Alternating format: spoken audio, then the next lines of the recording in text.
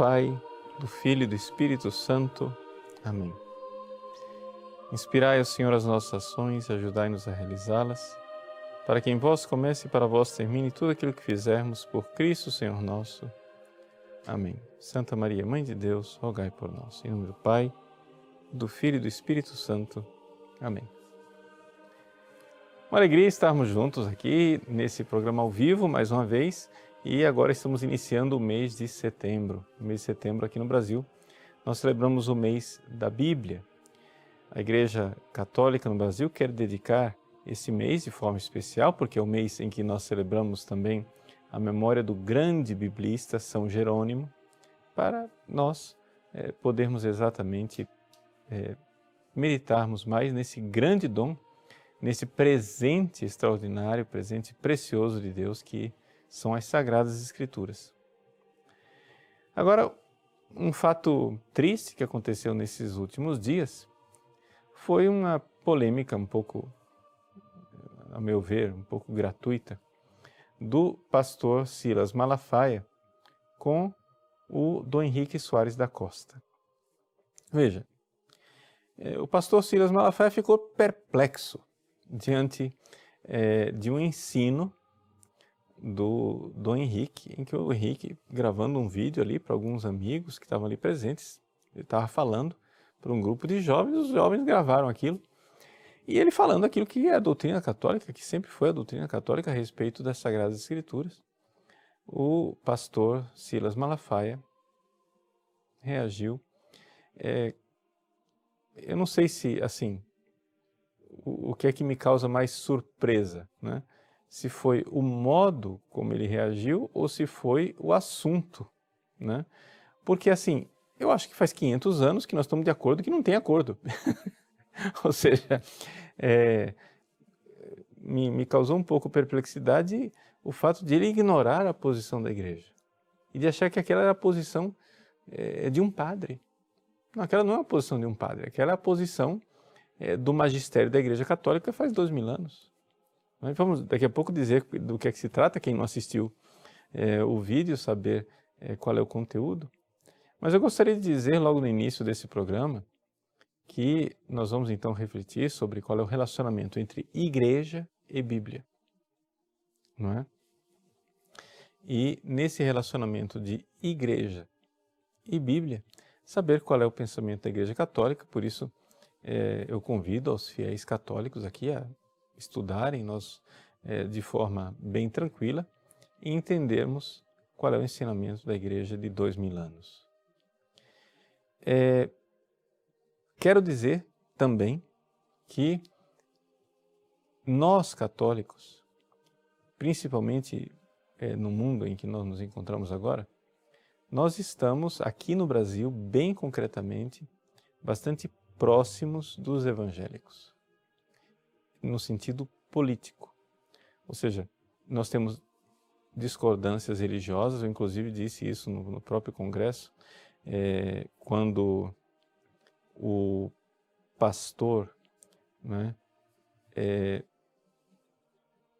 Silas Malafaia coloca ali toda essa perplexidade dele eu acho que isso tudo só cria dificuldades de nós mantermos um relacionamento sadio.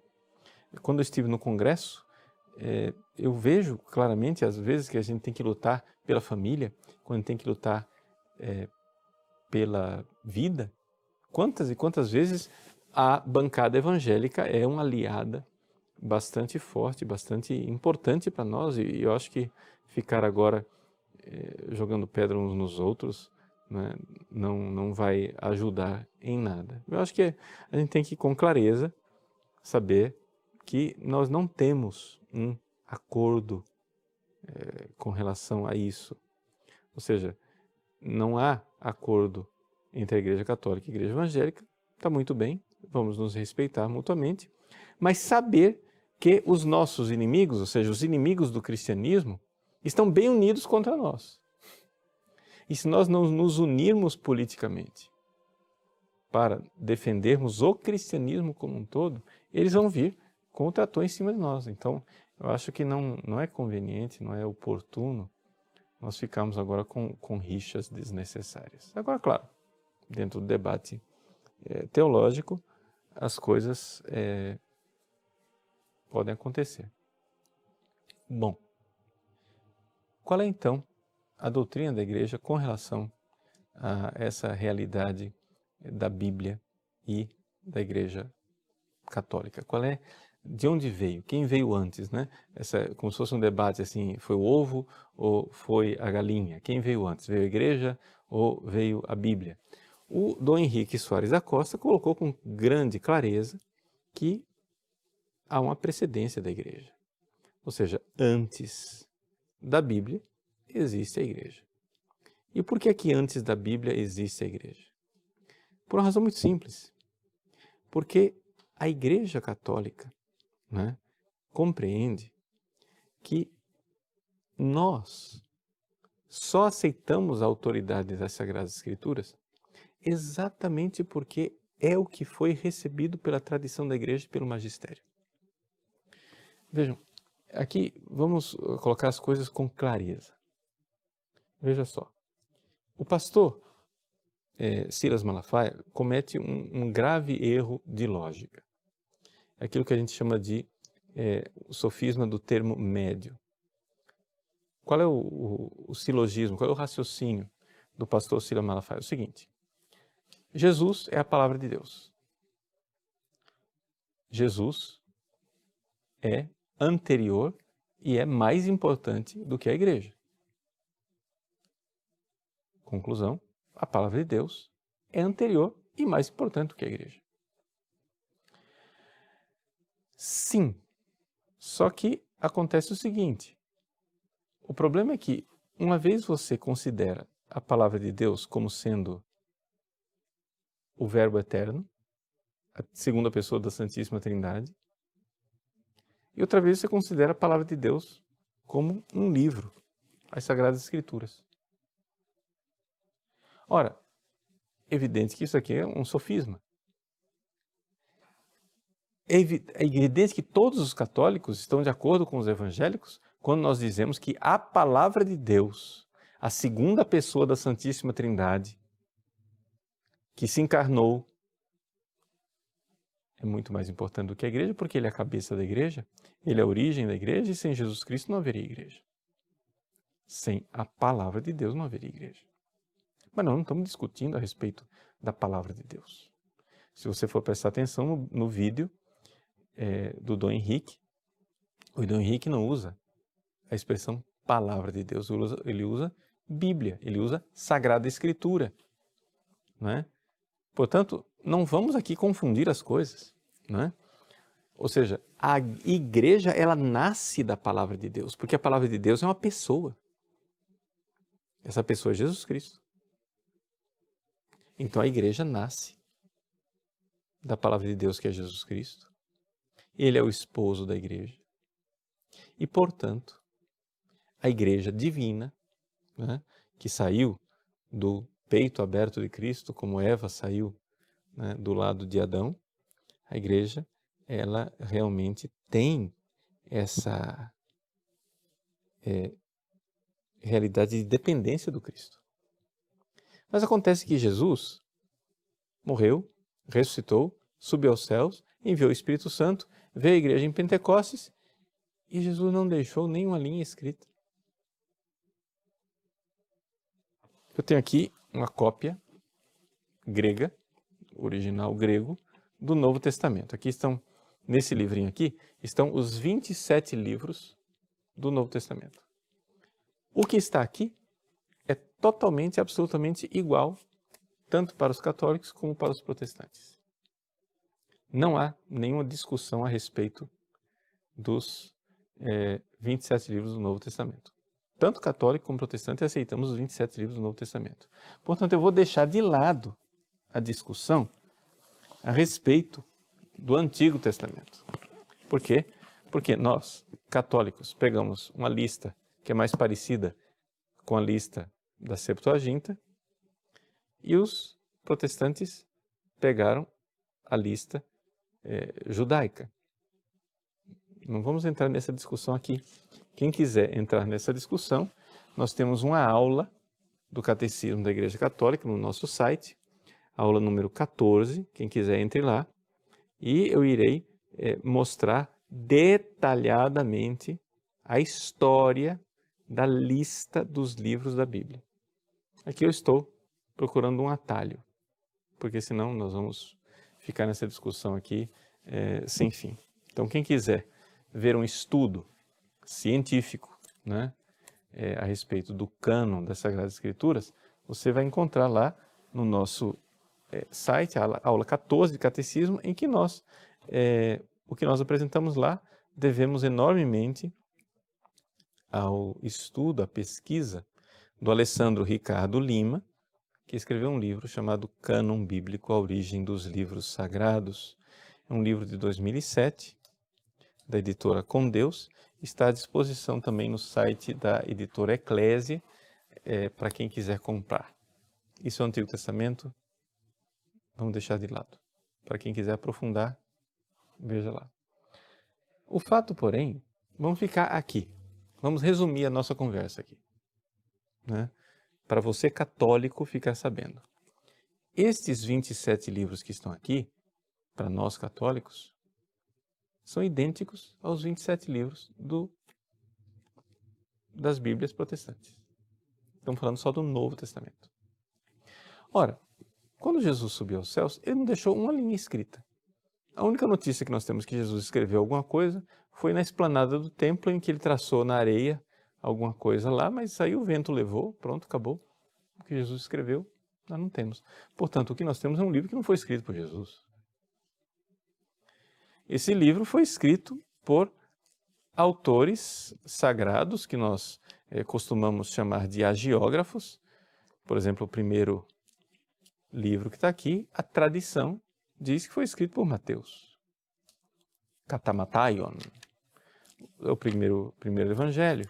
O segundo evangelho foi escrito por Marcos. Katamarkon, segundo Marcos. O terceiro, escrito por Lucas. Katalukan. O quarto, e assim por diante, né? Ioannem, e aí vai até os 27 livros, até chegarmos no Apocalipse. Pergunta: quem disse que esses 27 livros são os livros inspirados por Deus? Jesus não foi, porque não tinha nenhum escrito quando Jesus estava aqui nesse mundo. Ok? Quem foi que disse? Ah, não, isso foi uma inspiração divina, não foi nenhuma autoridade humana quem definiu esses 27 livros, essa é a resposta que os protestantes dão. Não foi nenhuma autoridade humana, foi a inspiração divina. Sim, mas a inspiração divina inspirou quem? Quem? Quem? As pedras, as flores do campo, as árvores, os chimpanzés da África? A inspiração divina inspirou quem? Ah, foi uma unanimidade. Não é a verdade histórica. O pastor Silas Malafaia, me desculpe, o senhor perde até um pouco assim a moderação e diz, porque quando o povo descobrir a palavra... Bom, o povo tem acesso à palavra. As Bíblias estão aí nas bibliotecas, nas livrarias, quase toda casa tem uma Bíblia. O povo não precisa descobrir a Bíblia. O que o povo precisaria descobrir é a história da Bíblia, e é isso que está escondido do povo. O que o povo precisa descobrir é que a Bíblia não caiu do céu de paraquedas. Não é? Como foi que apareceram esses 27 livros? Quem fez essa lista? Foi uma batalha das mais encaniçadas durante séculos. Nos primeiros séculos da igreja, havia os gnósticos, que queriam introduzir muito mais do que esses 27 livros. Queriam colocar, por exemplo, qual é o grande trunfo do Dan Brown no seu Código da Vinci? É que ele está escandalizando as pessoas. Porque, imagina, havia outros evangelhos, havia o Evangelho de Maria Madalena e a Igreja Católica jogou fora. Vejam. Sim, e daí? Nós católicos sabemos disso há 2000 anos. É evidente que havia muito mais evangelhos do que esses 4 que estão aqui. Havia o Evangelho de Maria Madalena, o Evangelho de Tiago, os Evangelhos da infância, havia o Evangelho carpocraciano de São Marcos, havia tantos outros evangelhos. Outras epístolas, como a Epístola de Barnabé, outros atos dos apóstolos, não é? E não entraram na Bíblia. Mas não entraram na Bíblia por quê? Os gnósticos, eles queriam colocar tudo isso dentro da Bíblia. Eles queriam colocar lá o Evangelho de Maria Madalena, que fala que Jesus beijou Maria Madalena, que Maria Madalena era a discípula amada de Jesus, etc, etc. A igreja não aceitou esse Evangelho como sendo canônico, ele não é inspirado, ele não é palavra de Deus. E enquanto os gnósticos queriam colocar muito mais livros aqui, havia outros, né? Como os marcionitas, que seguiam o herege Marcião, que queriam tirar. Eles queriam, não era 4 evangelhos, eles só aceitavam o evangelho de Lucas. E ainda com censuras, ainda tiravam uns pedaços de Lucas. Aceitavam só as cartas de São Paulo e o resto jogaram fora. Então, quer dizer, se fosse por Marcião, seriam muito menos livros. Se fosse pelos gnósticos, seriam muito mais livros. E esse debate, esse arranca-rabo, essa disputa, né, ela foi uma disputa encaniçada durante séculos. Vamos lá. Você, fiel católico, me diga, quem foi que fez a lista dos 27 livros do Novo Testamento? Eu não estou querendo entrar no debate do Antigo Testamento, porque levaria a gente muito longe, essa história lá, debate com os protestantes. Vamos ficar no acordo, nós estamos de acordo. Todos, absolutamente todos os católicos, absolutamente todos os ortodoxos, absolutamente todos os protestantes da face da terra, todos os que se dizem cristãos, todos, absolutamente todos, aceitam os 27 livros do Novo Testamento sem discordar. Essa unanimidade veio da onde? Já que nos primeiros séculos havia um grande debate. Não me venha dizer que foi uma unanimidade que os apóstolos, bingo, iluminados, disseram, é isso. Não. Se você for ver, nas primeiras listas canônicas, por exemplo, o livro do Apocalipse quase não estava presente, porque em muitos lugares era tido como um livro herético. A segunda e a terceira carta de São João quase não entrou. Em compensação, havia um outro livro, o Pastor de Hermas, que era muito popular e era lido em muitos lugares. E aceito como sendo um livro bíblico. Então, quem foi? Essa é a pergunta que não quer calar. Ora, não há por onde escapar. Ou você crê que a igreja foi inspirada, a igreja foi inspirada para escolher esses 27 livros, ou então, de onde veio isso? Se houve tanto debate, se houve tantos séculos de disputas, onde a coisa só foi se esclarecer, né, no cânon do Novo Testamento, lá no final do século II, você encontra já algum fragmento ali, o fragmento de Muratori, tem uma lista parecida com a nossa, mesmo assim ainda não está completa. Você encontra algumas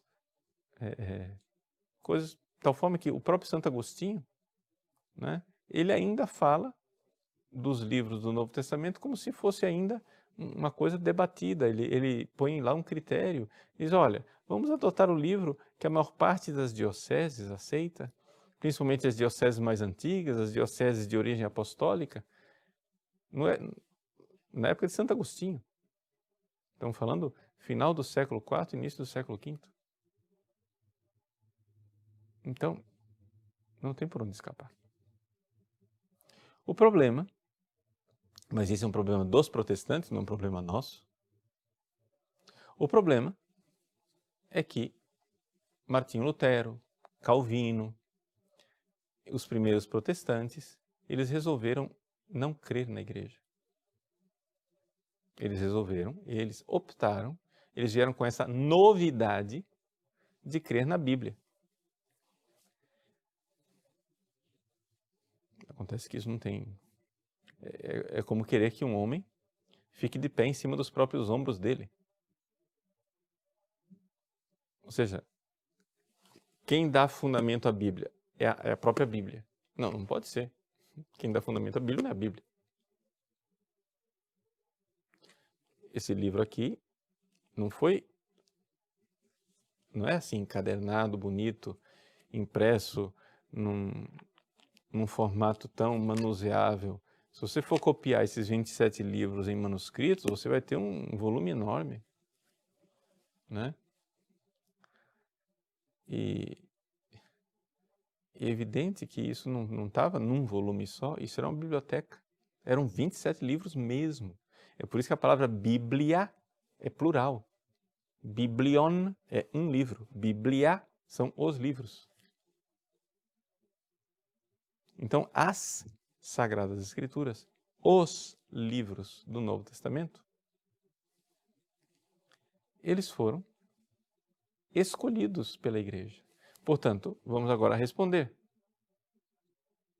Como é que nós temos os livros do Novo Testamento? Nós temos o livro do Novo Testamento porque a tradição da igreja, ao longo dos séculos, foi, com a inspiração divina, fazendo a lista dos 27 livros.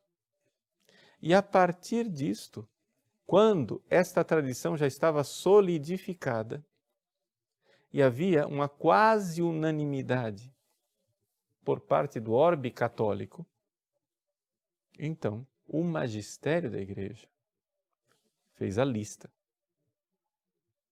né?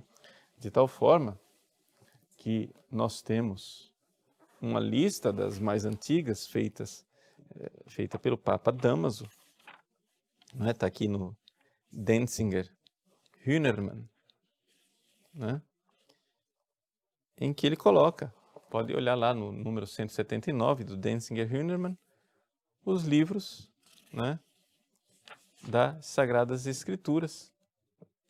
E nós temos aqui uma lista, que é a lista que nós temos. Ele diz, os Evangelhos, segundo Mateus, Marcos, Lucas, João, os Atos Apóstolos, as Epístolas de Paulo, que são 14, como nós temos hoje, né, contando aos Hebreus como sendo de São Paulo. Ele coloca o Apocalipse de João, coloca as Epístolas de Pedro, de Tiago, as 3 epístolas de João, de Judas e pronto. E aí terminou o cânon do Novo Testamento. Está aqui, no número 180 do Denzinger Hünermann, pelo Papa Damaso. Mas vamos lembrar, né? Está aqui, o Papa Damaso, né?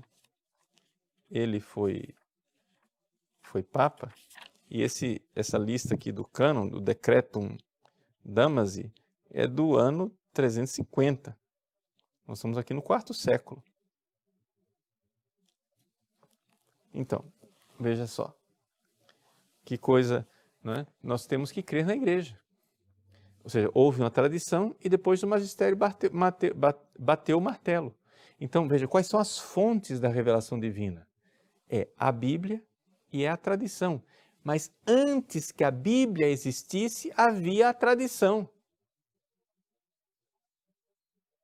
Repito, antes que a Bíblia existisse, havia a tradição. Por exemplo, o próprio São Paulo, vamos pegar aqui uma Bíblia em português para facilitar a nossa vida, não é? São Paulo, vamos pegar a carta de São Paulo aos Coríntios, que, segundo os estudos exegéticos mais recentes, não é?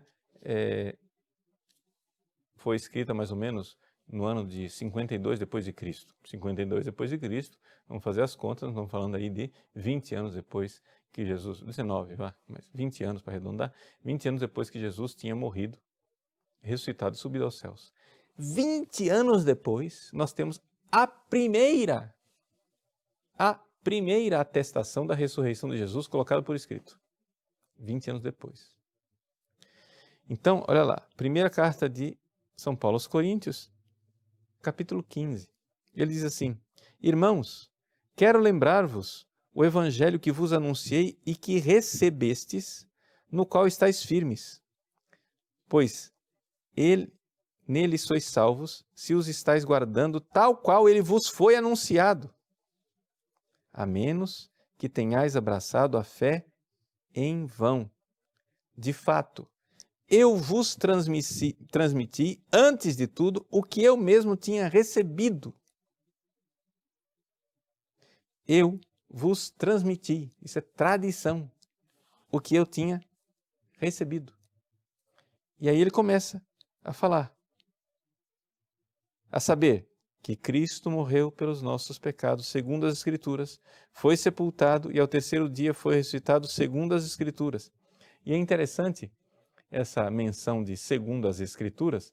Aí você vai buscar no Antigo Testamento, porque aqui para São Paulo, o Novo Testamento não tinha sido, esses 27 livros aqui não tinham sido escritos ainda, só tinha sido escrito as cartas de São Paulo aos Tessalonicenses e a carta aos Coríntios, basta. Os Evangelhos, ainda nada. Essa é a primeira notícia escrita que nós temos da ressurreição de Jesus. E é interessante que São Paulo então cita as Escrituras como sendo as Escrituras judaicas, aquelas do Antigo Testamento, e diz assim, Jesus ressuscitou dos mortos segundo as Escrituras. Mas você vai lá procurar no Antigo Testamento, você não encontra nenhuma referência de ressurreição do Messias segundo as Escrituras. Você não encontra nada de que o Messias iria morrer pelos nossos pecados segundo as Escrituras. A não ser que você leia a Bíblia do Antigo Testamento, como a Igreja Católica sempre leu, com uma chave tipológica, ou seja, uma chave espiritual. Mas isso é só uma pequena dica para você que quiser aprofundar, de olhar o nosso curso de Introdução à Bíblia, que está no nosso site, padrepaulricardo.org. Né? Eu ensino para você como é que nós lemos o Antigo Testamento. O Antigo Testamento não é para ser lido ao pé da letra, é para você encontrar no Antigo Testamento o Cristo, mesmo que não esteja lá no sentido literal. Existe o sentido espiritual, mas isso é um outro curso. Então veja só, ele está dizendo aqui, eu vos transmiti aquilo que eu tinha recebido. Quer dizer, nós estamos há 20 anos da morte, ressurreição e ascensão aos céus, há 20 anos de Pentecostes, e São Paulo já está falando de tradição. Sabe por quê? Porque não tinha Bíblia. Havia só o Antigo Testamento, as Sagradas Escrituras judaicas, mas não havia Novo Testamento. E o que é que fez com que nós continuássemos crendo ao longo... Como é que a igreja viveu ao longo desses séculos, desde que começaram a ser escritos os livros, né, do Novo Testamento? Vamos lá. O primeiro livro a ser escrito no Novo Testamento, os exegetas estão de acordo que é o quê? A primeira carta aos Tessalonicenses. Tá? O último livro a ser escrito, os exegetas estão de acordo, foi o Apocalipse. Nós temos aqui um arco de tempo de 50 anos. Só para escrever isso aqui levou 50 anos. Não é? Mas são 50 anos em que esses livros foram escritos e estavam espalhados por muitos lugares. Não é? Esses livros estavam espalhados. São João escreveu o Apocalipse para as igrejas da Ásia. Não é? Sei lá, Marcos escreveu o seu evangelho para a igreja de Roma. Lucas para a igreja dos gregos. e assim por diante. Então, o que é que acontece? As Sagradas Escrituras foram sendo escritas e estavam espalhadas por toda a bacia do Mediterrâneo. Agora imagine só que negócio, o negócio estava lá espalhado na bacia do Mediterrâneo, e para coligir isso tudo, e para fazer uma lista só, e para que tudo virasse um único cânon do Novo Testamento, levou quantos séculos? Só para escrever levou 50 anos, para terminar o debate levou pelo menos 2 séculos. Como é que a igreja viveu durante 2 séculos sem um Novo Testamento? Já se perguntou isso? Ou seja, nós estamos falando aqui da época de ouro, da época dos mártires, da época da igreja em que os mártires verdadeiramente derramaram seu sangue. Gente, a igreja dos mártires não tinha o Novo Testamento como nós o conhecemos. Tinha fragmentos, tinha um livro aqui, outro lá, espalhado. Já parou para pensar nisso? Ora, se é assim, se a igreja, no seu albor, se a igreja no seu início, se a igreja no seu momento mais próximo da fonte, se a igreja com aqueles luminares de santidade que eram os mártires, se a igreja com tantos e tantos, centenas, milhares de cristãos derramando seu sangue por fidelidade a Cristo, não tinha uma Bíblia para ler. Do que é que vivia esta igreja? Vivia da palavra de Deus.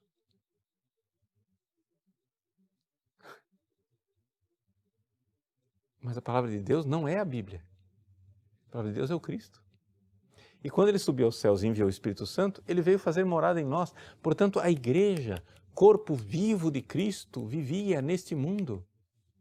A igreja dos santos, a igreja dos que tinham fé, não precisavam de Bíblia. Esse princípio da sola escritura, ele é tão alheio à tradição e à história da igreja, que ninguém jamais poderia sequer pensar de dizer a Bíblia é o único critério da fé, antes de acontecer um fenômeno que aconteceu antes do nascimento de um rapaz chamado Martinho Lutero. Porque antes de Martinho Lutero nasceu Gutenberg. Antes de Martinho Lutero, Gutenberg inventou a imprensa. E então, a partir daí, tudo bem, ótimo, né? Se a sua igreja nasceu há 500 anos atrás, quando nasceu a imprensa, então eu entendo que a sua igreja precise tanto de volumes impressos, escritos. Mas aí eu pergunto para você, como é que a igreja viveu os outros 1500 anos, se não tinha imprensa? Fica fácil Lutero, com um instrumento chamado imprensa, dizer que agora precisamos colocar uma Bíblia na mão de todos os cristãos, para que todos os cristãos façam o livre exame das Escrituras. Está fácil. Por quê? Porque afinal, você tem imprensa. Mas você só pôde imprimir a sua Bíblia, Lutero, porque monges católicos durante séculos fielmente copiaram essa Bíblia, onde uns manuscritos iam ficando velhos e se deteriorando, e eles já iam escrevendo e copiando em outros, de tal forma que, se não fossem esses copistas, nós não teríamos Bíblia.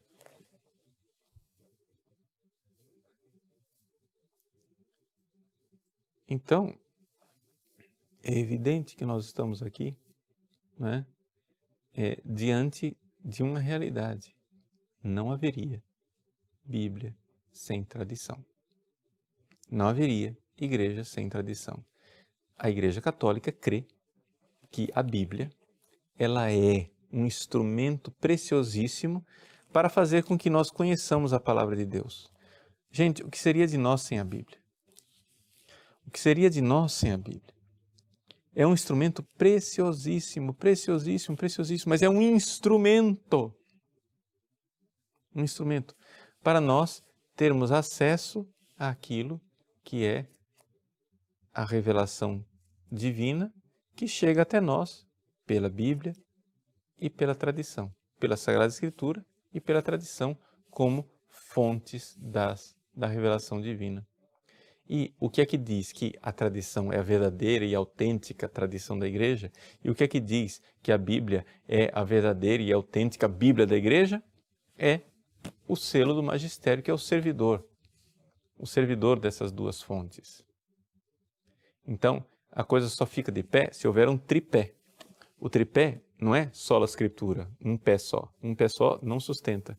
Os 3 pés são tradição, Sagrada Escritura e magistério. A tradição, ela precede, porque ela é a própria vida da Igreja. Depois, a tradição foi colocando, por inspiração divina, por escrito, alguns livros. Esses livros espalhados depois foram sendo escolhidos pela própria tradição, a própria Igreja iluminada ia escolhendo esses livros, até que finalmente, quando se chegou a um quase consenso, o próprio magistério chegou e disse, não, são esses 27 livros, sim, e a partir destes 27 livros, nós temos o cânon do Novo Testamento.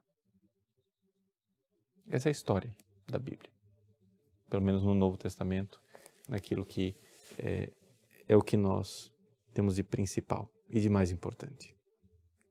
Portanto, a palavra de Deus é Jesus, encarnado, o Verbo encarnado.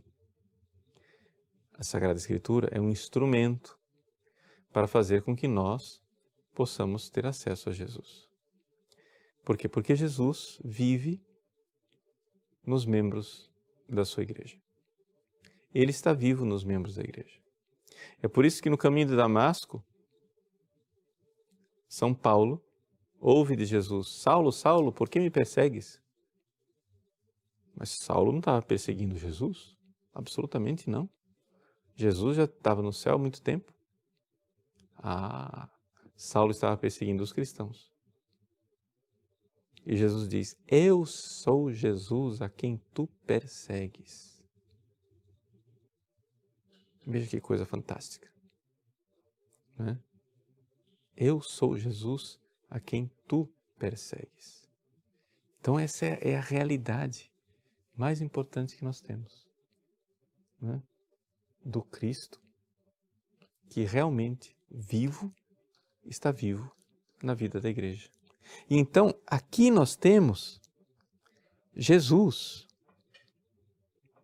que vivo nos seus fiéis, está falando conosco o tempo todo, e a Bíblia, então, é uma ocasião extraordinária de nós prestarmos atenção ao que o Cristo está dizendo dentro de nós.